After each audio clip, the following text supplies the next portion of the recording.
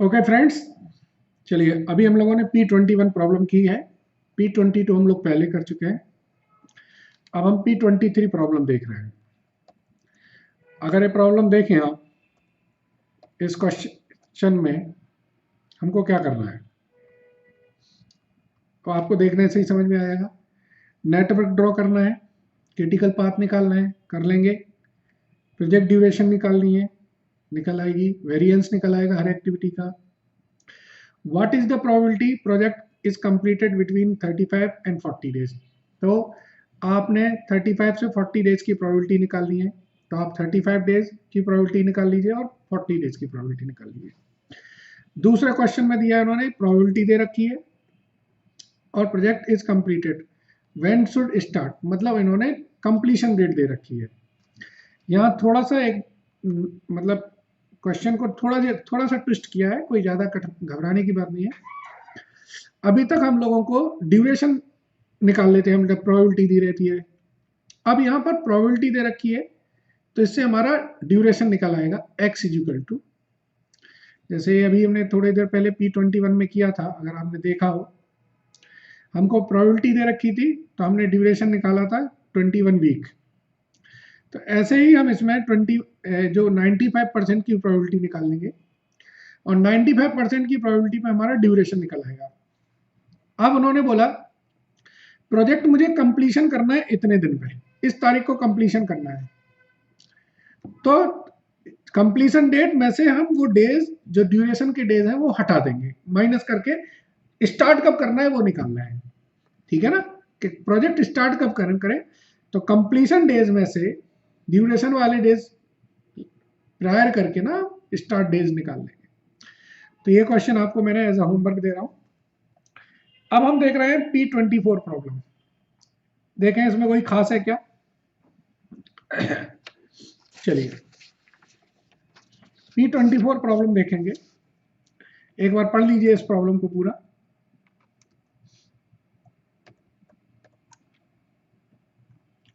और आप खुद देखिए कि इसमें ऐसी कोई खास चीज है कि हमें इसको करना चाहिए।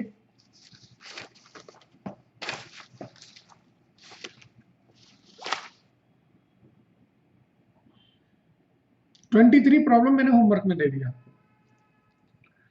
ठीक है ना। अब हम देख रहे हैं 24 प्रॉब्लम। देखिए ऊपर नेटवर्क में कोई प्रॉब्लम नहीं है। नेटवर्क में इन्होंने ये जो 1 से 6 और 2 से 4 है ना, ये नीचे अलग से दे रखा है। तो ये थोड़ा ध्यान देने वाला है कि नेटवर्क ये कैसे बनेगा। 1 से 6 भी डायरेक्ट जा रहा है और 2 से 4 भी डायरेक्ट जा रहा है। ठीक है, इसके बाद मतलब ये नेटवर्क इवन नहीं है। इस नेटवर्क में थोड़ी बहुत डिसिप्लिन मेंटेन होना है।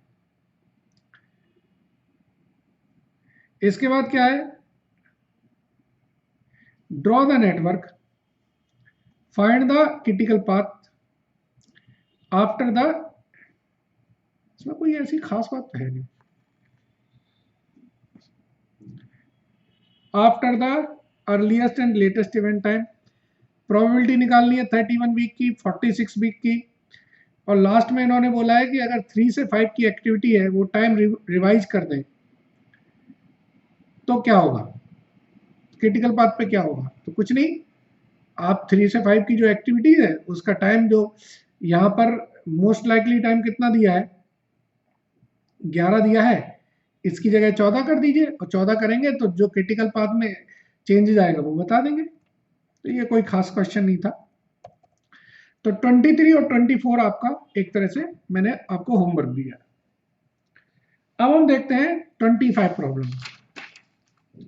ये प्रॉब्लम थोड़ी सी अलग है, इसको कर लेते हैं। इसमें एक पार्ट अलग है, वो करने वाला है। A construction company is preparing a part network for laying the foundation of a new art museum.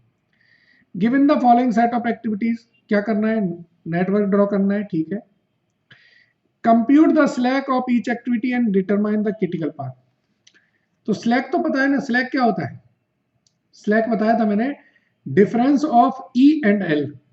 तो आप हर एक्टिविटी का ई और एल निकाल लेंगे और उन दोनों के बीच का जो डिफरेंस है वो आप स्लैक निकाल लेंगे, ठीक है ना। डिफरेंस ऑफ ई और L is equal to slack होता है।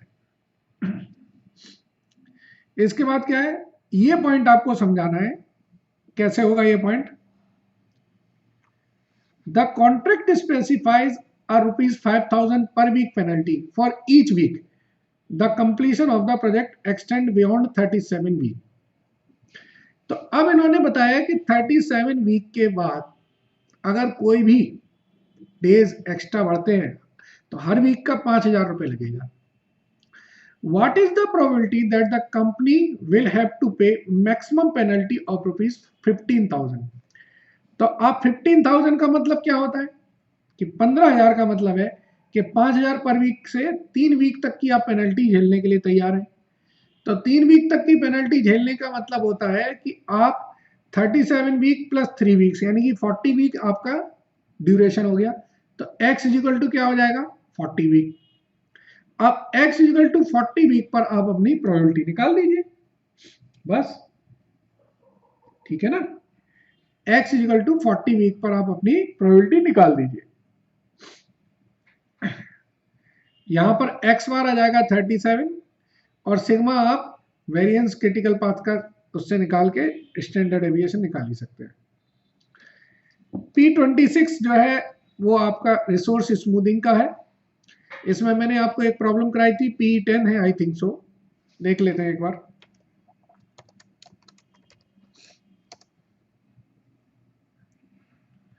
ये प्रॉब्लम मैंने कराई थी आपको। इसमें मैंने बताया था कि what is the peak requirement of man power on which day.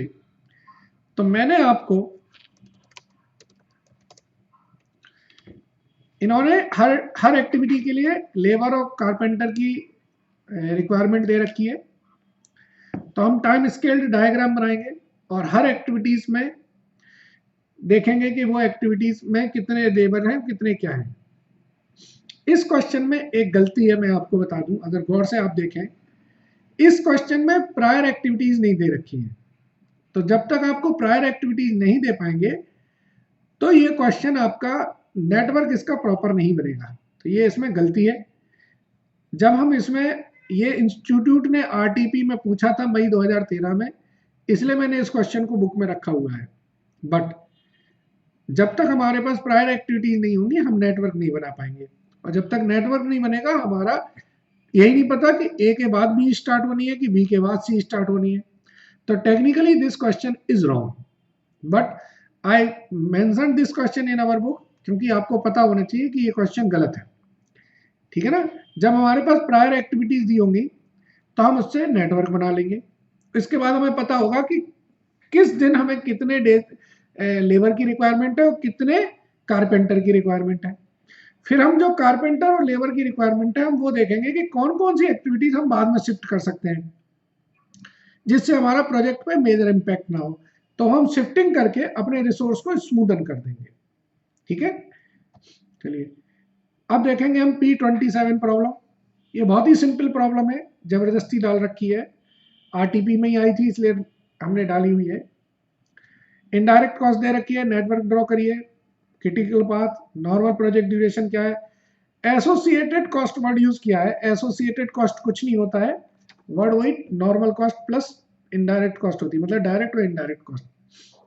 और find out crash cost slope, यानी कि आपने यहाँ क्वेश्चन में बोला है क्रैश कॉस्ट स्लोप बताइए, तो आप स्लोप निकाल दीजिए। उसमें क्या है,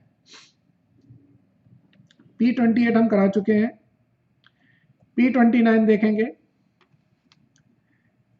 इसमें देखिए हमको क्या दे रखा है, expected time, variance, expected cost, ठीक है। एक बार पढ़ लीजिए क्वेश्चन को।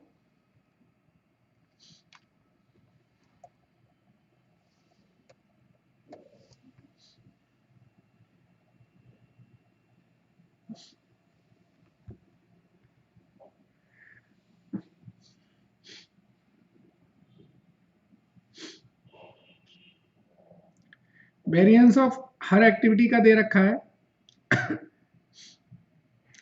ये एक्सपेक्टेड टाइम का मतलब है, ये टीई दे रखा है, मतलब T is equal to TO plus TP plus 4 TM upon 6, और वेरिएंस का मतलब है टीओ माइनस टीपी अपॉन 6 का होल स्क्वायर। तो ये दोनों कैलकुलेशन दे रखी है। तो हमें निकालने क्या है,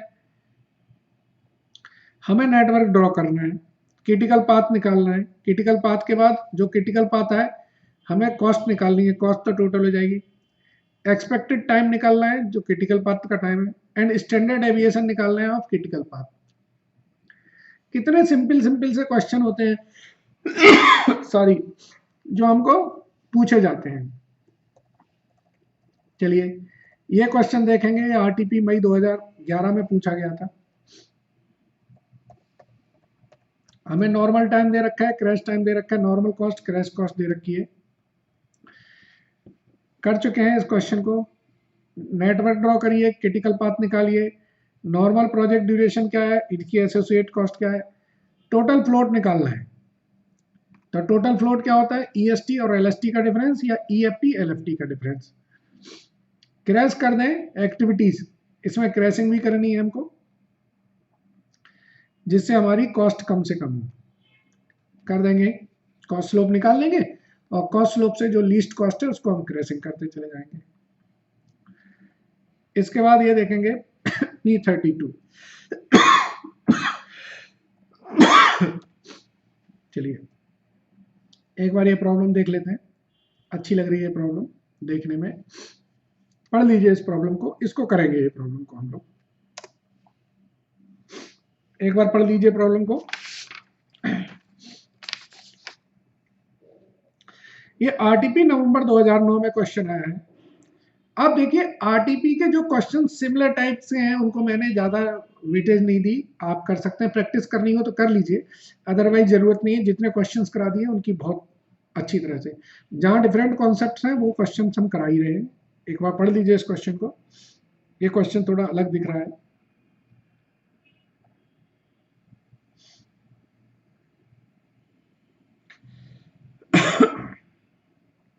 देखिए, the production manager at Gemini Machines Limited has been asked to present information about the times and cost for the development of new machine that the company may choose to manufacture. The managing director requires accurate time and cost estimates since the project will involve a fixed fee contract offering no provision for later renegotiation even in the event of modification. आज जो price fix करनी है कर लीजिए, इसके बाद कोई negotiation नहीं होगी। The production manager has been asked to identify the critical activities to determine the shortest project duration and provide a week by week cost schedule required. Draw a network to represent the interrelationship between the activities indicated and insert EST and LST time. Draw the network and insert earliest and latest event time throughout. ठीक है जी, insert का मतलब हम लोग ई और L calculate कर लेंगे। Determine the critical path and the shortest duration. चलिए, assuming each activity commenced at the EST and that for each activity the cost is incurred evenly over its duration, construct a week by week schedule of cash flow. Okay, great. The project is to be financed by 50,000 available initially. Okay, 50,000 मेरे पास पहले से है और further 50,000 available at the start of week 9 and final 50,000 available from week 20। Identify any particular problem and suggested solution. चलिए बहुत अच्छी problem है, I must share कि ये अच्छी प्रॉब्लम दी है इंस्टीट्यूट ने, आरटीपी में नवंबर 2009 में आई है। तो करते हैं इस प्रॉब्लम को। अब ऐसी प्रॉब्लम करने में थोड़ा मजा आता है, ठीक है ना, ऐसी प्रॉब्लम करेंगे आप तो अच्छा लगेगा आपको।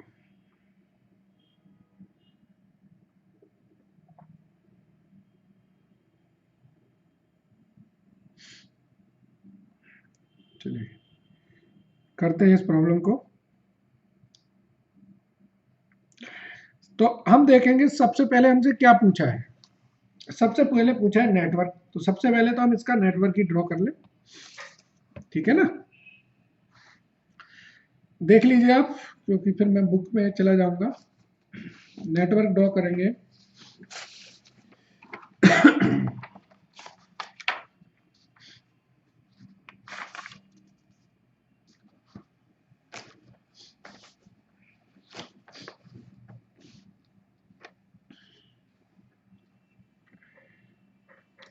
चलिए नेटवर्क ड्रॉ करते हैं।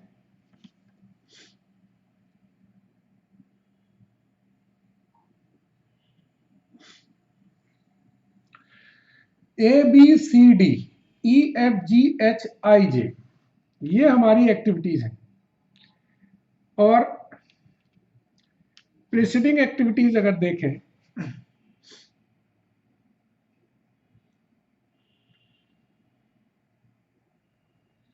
तो प्रीसीडिंग एक्टिविटीज इन्होंने बोली है कि ए के पहले की प्रीसीडिंग एक्टिविटी आई है। ओ ग्रेट, ओ ग्रेट, बहुत ही स्मार्टली ये बनाया है। देखो सी और जी के पहले कोई एक्टिविटी नहीं है। ध्यान से देखना, नॉर्मली अभी तक हम लोग ए हमेशा ए एक्टिविटी को स्टार्ट करते हैं। Great great great. चलिए कोई नहीं, करते हैं, हम लोगों से भाग के कहा जाएगा। अच्छी प्रॉब्लम है, अभी तक जो प्रॉब्लम्स करी उनमें से काफी अच्छी प्रॉब्लम है। चलिए, तो सी और जी दोनों एक साथ स्टार्ट हो रहे हैं एक ही जगह से।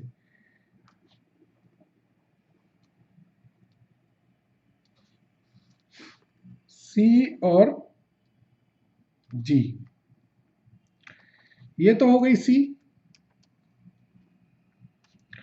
और ये हो गई मेरी जी, ठीक है ना।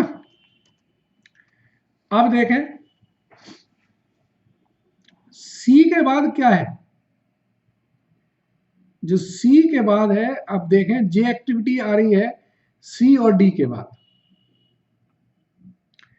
जे एक्टिविटी आ रही है सी और डी के बाद, यानी कि सी से जे निकल रहा है, ठीक है। और जी से कौन सी निकल रही है, जी से निकल रही है आई एक्टिविटी।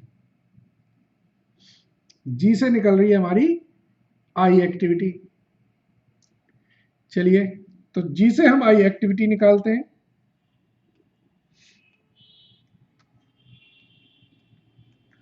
और सी पे हमें डी को लेके आना, लेके आएंगे। चलिए, तो पहले लेके ही आते हैं।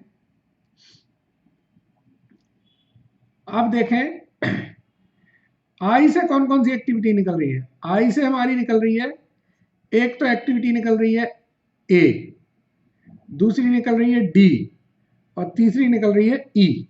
ये तीन एक्टिविटी निकल रही है, ए, डी और ई। ये तीनों एक्टिविटी आई से निकल रही हैं। और डी जो है ये हमें पता है कहां जाना है, ये सी के साथ मर्ज होना है। ओके, तो ये यहां से मैं पहले इसको, ये तो डी को खत्म कर, तो ये मेरी डी आ गई जो सी के साथ मर्ज होनी है, तो ये हो गया सी और डी, ठीक है ना। अब देखें आप, सी और डी से जो निकलना है वो जे निकलना है। और जे जो है वो किसके साथ मर्ज हो रहा है, ए के साथ मर्ज हो रहा है। चलिए, तो सी और डी से हम निकालेंगे जे,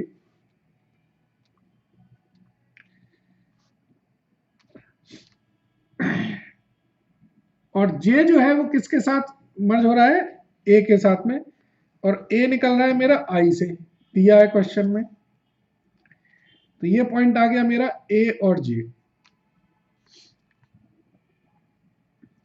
और ए और जे से निकलनी है बी, ठीक है। ए और जे से निकलना है बी, ये बी हो गया। अच्छा, बी किसी के साथ जुड़ रहा है आगे, बी जुड़ रहा है ई के साथ में।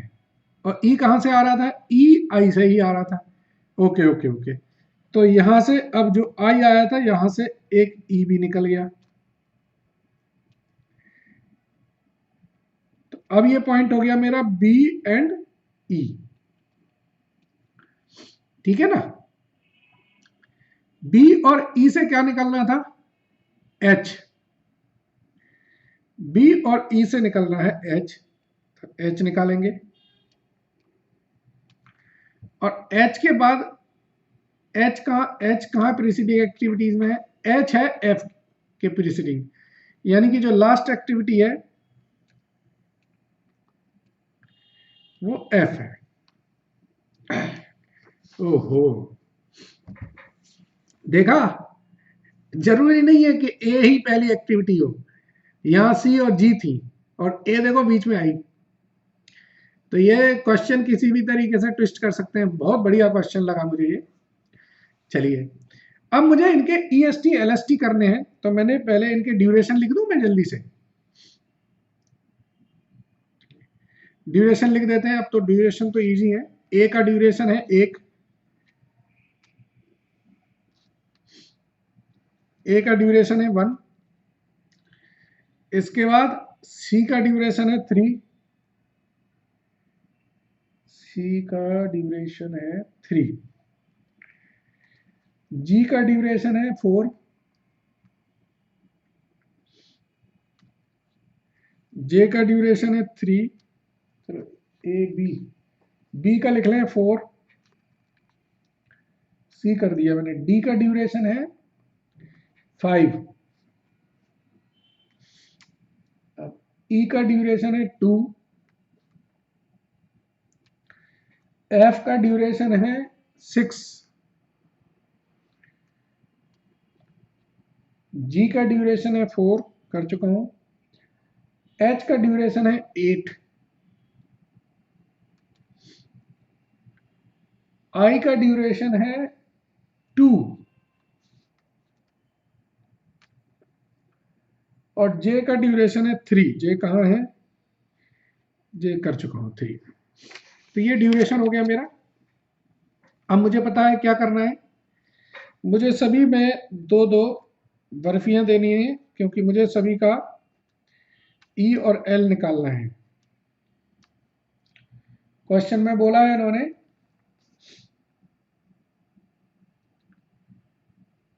अर्लीस्ट एंड लेटेस्ट टाइम निकालना है, तो इसलिए करेंगे।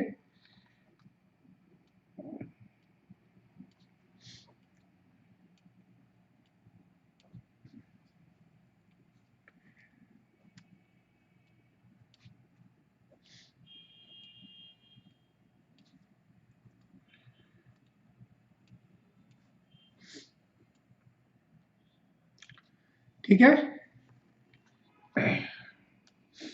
अब स्टार्ट करें। स्टार्ट करेंगे हम यहां पे 0 मानेंगे, E is equal to 0 assume करते हैं। तब ये इसका आएगा 0 + 3 3, इसका आएगा 0 + 4 4, इसका आएगा 4 + 2 6, ठीक है ना। अब यहां पर ये 0 + 3 मैंने कर दिया है, ये गलत है, क्योंकि यहां पर 2 पाथ है, एक तो ये यहां से सी जा रहा है और एक डी भी जा रहा है। तो पहला पाथ तो है 0 + 3, दूसरा पाथ है 6 + 5, तो ये 3 है, ये 11 है।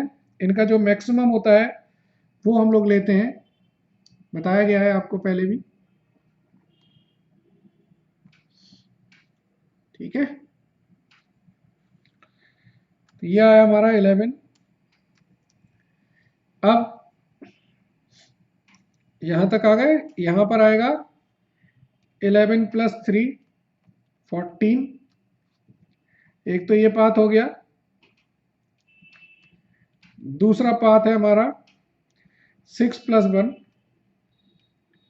तो जो ज्यादा है वही लेंगे हम लोग। यहां पर भी देखेंगे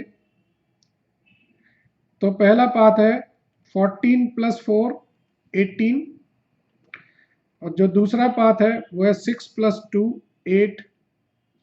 तो हाईएस्ट ही लेते हैं ई में, इसके बाद तो फिर 18 प्लस 8 26 और 26 प्लस 6 32, ठीक है ना। अब हम L निकालेंगे। L इज इक्वल टू 32, ये बैकवर्ड कैलकुलेशन होती है, एज्यूम करते हैं हम लोग। तो यहां पर क्या होगा, 32 माइनस 6 26, ठीक है ना।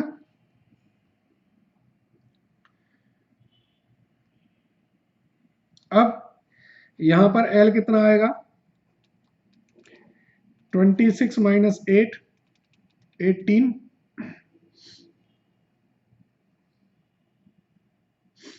तो ये 18 आ गया।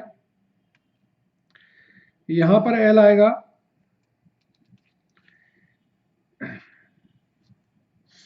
18 माइनस 4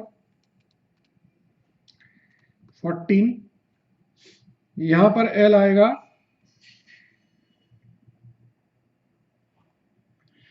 2 रास्ते हैं यहां पर, एक तो है 18 माइनस 2 और दूसरा है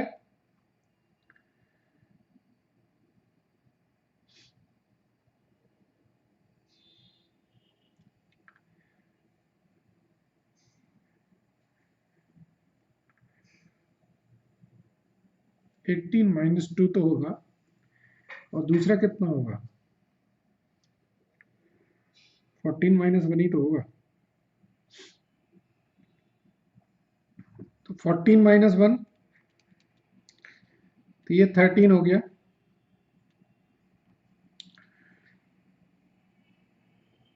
चलिए यहां पर L निकालेंगे। L इज इक्वल टू क्या होगा, 14 माइनस 3, एक ही रास्ता है, नहीं दूसरा रास्ता है 13 माइनस 5,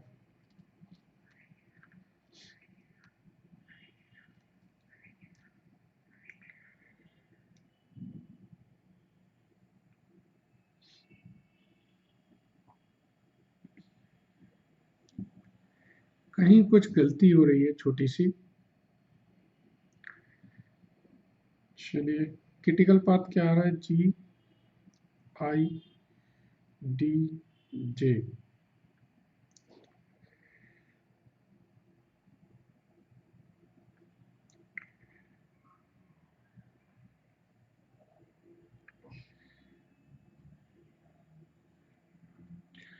चलिए कोई नहीं।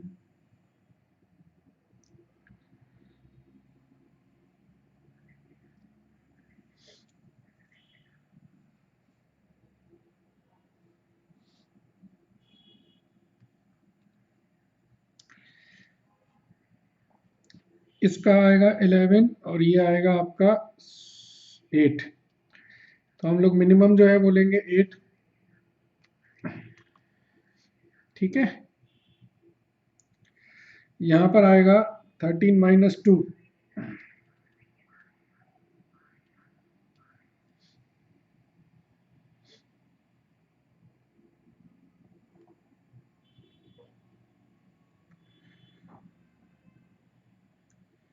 यहाँ कुछ हम लोग गलत कर रहे हैं।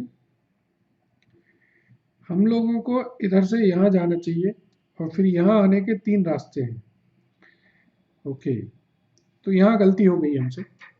पहले हम C पर जाएंगे और C से फिर हम रास्ते बनाएंगे। इधर से जाने का नहीं है ना, आने का रास्ता देखेंगे। हम गलती वहीं कर रहे थे,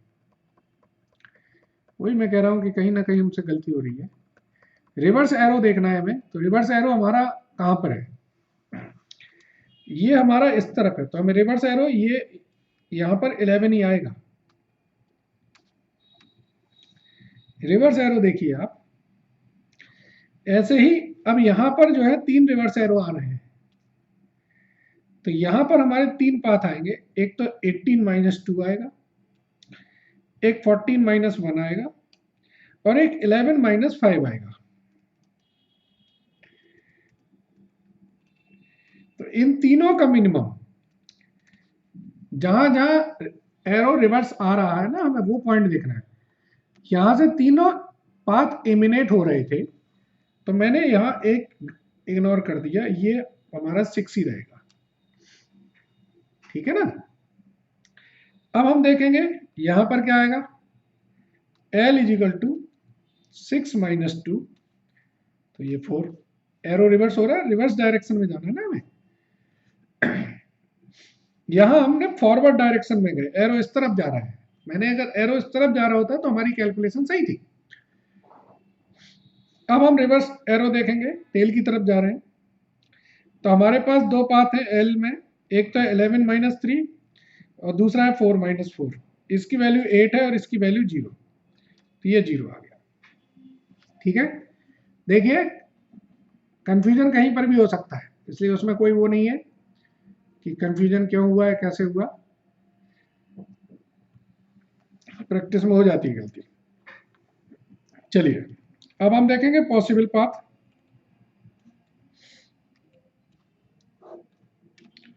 पॉसिबल पाथ क्या होगा हमारा, एक तो है सी जे बी एच एफ, दूसरा जी आई, सिंपल सिंपल से देखें, तीसरा जी आई ए बी एच एफ, चौथा जी आई डी पे चला जाऊं, फिर जे जाऊं, फिर बी जाऊं, फिर एच जाऊं, फिर एफ जाऊं, ठीक है ना। हर एक पाथ की ड्यूरेशन लिख लेता हूं मैं, ये पॉसिबल पाथ है मेरे। अब जैसे मैं अगर जाता हूं सी जे, तो ये 3 और 3 6, 6 4 10 और 10 और 14, तो ये 24 है। अब मैं अगर इधर से आता हूं तो ये 4 और 2 6, 6 और 2 8, 16 और 22। अगर मैं इस तरह से जाता हूं 4 और 2 6, 6 और 1 7, 7 और 4 11, 19 25। अब अगर मैं ऐसे जाता हूं 4 और 2 6, 6 और 11, 11 और 3 14, 18, 18 और 8 26 और 32। तो आपने देखा कि ये आपका मैक्सिमम है, ये आपका क्रिटिकल पाथ हो गया। ये कोई बड़ी बात नहीं है, ये बड़ा सिंपल सा है, आगे इसमें और चीजें बहुत अलग अलग हैं, तो जो क्रिटिकल पाथ है उसे हाईलाइट करना है, ठीक है। ये क्रिटिकल पाथ मेरा हाईलाइट हो गया, ठीक है। अब इन्होंने क्या बोला था कि ए एक्टिविटी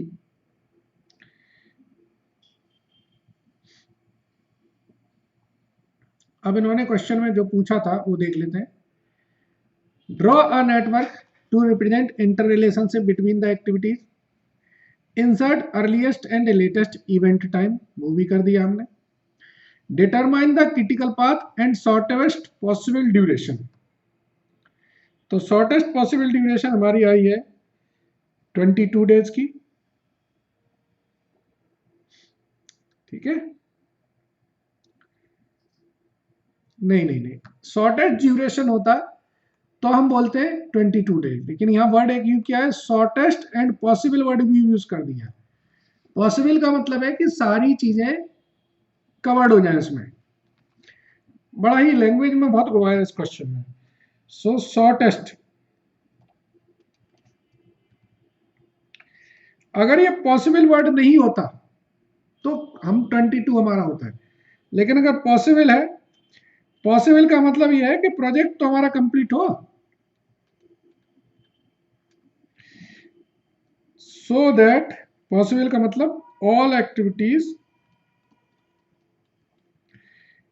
कैन कंप्लीट, ठीक है ना। ये वर्ड पे देखिए कितना एम्फेसिस दिया है इन्होंने। अब assuming each activity comment at the EST, earliest start time, then for each activity the cost is incurred evenly through its duration, construct a week by week schedule of the cash flow, ठीक है। चलिए वो भी कर लेते हैं।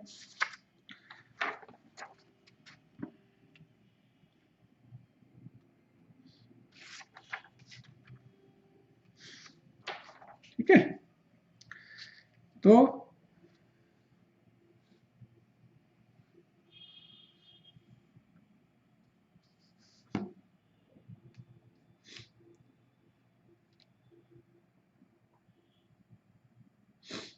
इसके बाद एक और इन्होंने कुछ पूछा है, फाइनेंसिंग के लिए पूछा है इन्होंने। The project is to be further initially, start में इन्होंने बोला है कि